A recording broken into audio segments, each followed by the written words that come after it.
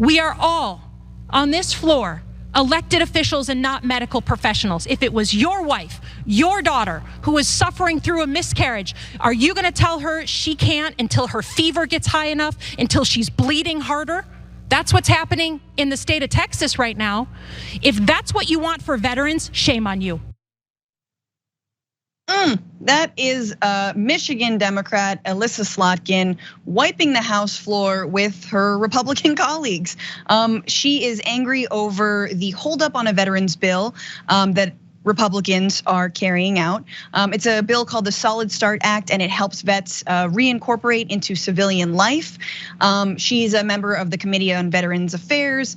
I don't, to be honest with you, 100% agree with her politics track record, but on this, on reproductive rights for vets, yeah, I definitely agree. And why? Well, because Republicans are objecting to a requirement that the Department of Veterans Affairs provide female veterans with information tailored to their specific healthcare needs, which would adhere to a new VA policy providing abortion access for women vets who are victims of rape, incest, or whose life is jeopardized. Once again, those are not full reproductive rights. These are just the most extreme yet common cases.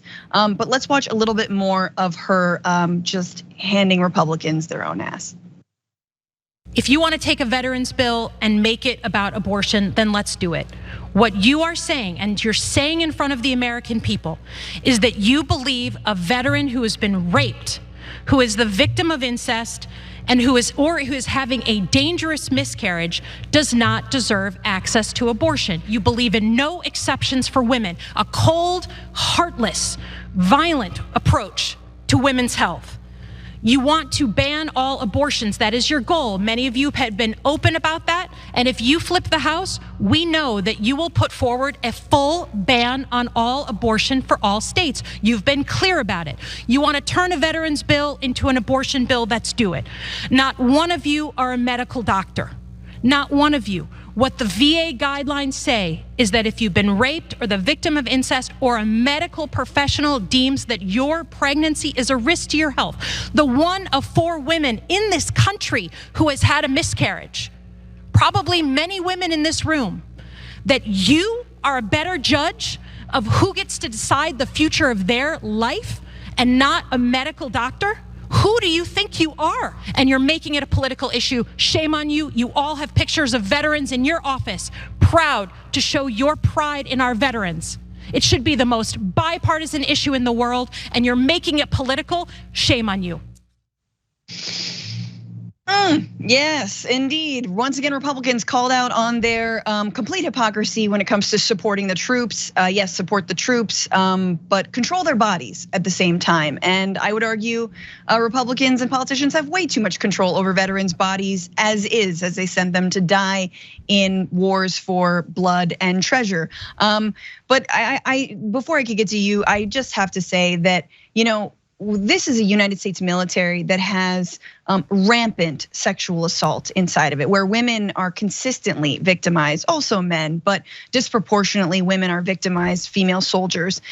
Just last year, almost 9,000 reported sexual assaults in the US military, reported. Remember, this is one of the most unreported areas of sexual assault and rape. Why? Because there's incredible retaliation, even by the US military's own admission. So what if that victim becomes pregnant by another soldier at their violent hands? What happens then? Are they then denied an abortion? I mean, it's so disgusting, and good on Representative Slotkin for calling it out. There's one thing that I don't think anybody's really talked about before, and it would be interesting to get people's reaction to it. So we know Republicans don't care about women. That's super obvious, right? Oh, you were raped, who cares? Have your rapist baby and then take care of it for the rest of its life. That doesn't move them, right? To be fair, it doesn't move Republican men. In Kansas, we saw tons of Republicans vote pro-choice. My guess is a lot of them were women. But there might be an interesting way to move Republican men. If someone rapes your wife, she's got to have the baby, and then you guys have to take care of it for the rest of your lives. I know a lot of Republican men who are then going to be like, whoa, wait a minute. This could affect me, because they don't care about anything unless it affects them. So that's an interesting point, but one that Slotkin didn't make there, and I haven't seen politicians make it yet. But there's a super interesting phenomenon here that is outside of the specific topic of abortion that she's giving this passionate speech about. And I believe her. I think she's sincere. I think she's actually angry about it, and I think she actually does want to fight back. I don't agree with a lot of her politics otherwise. She's more in the establishment wing of the Democratic Party, as Francesca explained.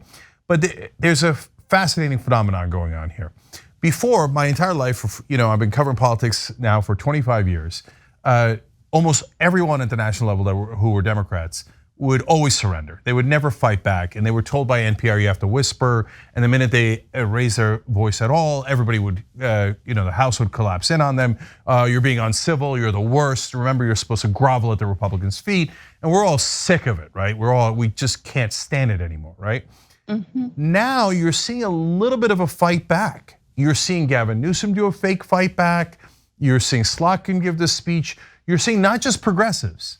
So, you saw Katie Porter fighting back, AOC, Rashida Tlaib, Bernie Sanders. You've seen them fight back, but they're not hooked on corporate donor money. It's the corporate donors that tell the Democrats, don't fight back. It's uncivil and we won't give you money, because they don't want them to fight Republicans. They want them to give in to Republicans. So long story as to why, right? But that's been the phenomenon. So why are they fighting back now? Why the change? Because, Franny, they're now seeing that if you give impassioned speeches, you can get grassroots money. And so it is beginning to affect their political calculations.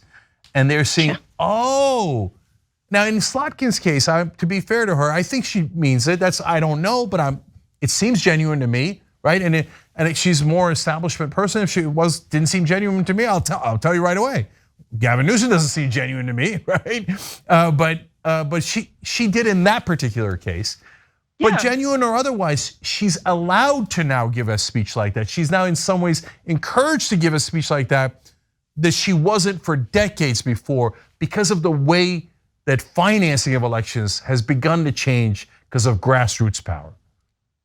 Absolutely, and because of how far right this country's been pulled, and just how many of our civil rights are on the chopping block right now, that I think otherwise comfortable folks who were just kind of go along to get along are speaking up, and they're also seeing that they win a lot of respect when they do, because we're all livid. And lastly, I think there's a bit of a leadership vacuum at the top of the Democratic Party, and I think a lot of other Dems are like, well, is it my time? Should I stand up? Oh, okay, I guess I should. It's like, yes, no, please do that more. Yeah, it's helping them in the polls and in the fundraising. So if I'm right about this, what you'll see is a lot of people who used to whisper and hide in a cave and do absolutely nothing, which is 95% of the Democratic Party, all of a sudden are gonna come out a little bit at first and then a lot more as we go forward, because they're gonna see the grassroots money flowing to anyone who's actually willing to fight back against Republicans, which the Democratic voters are dying for. It's about damn time.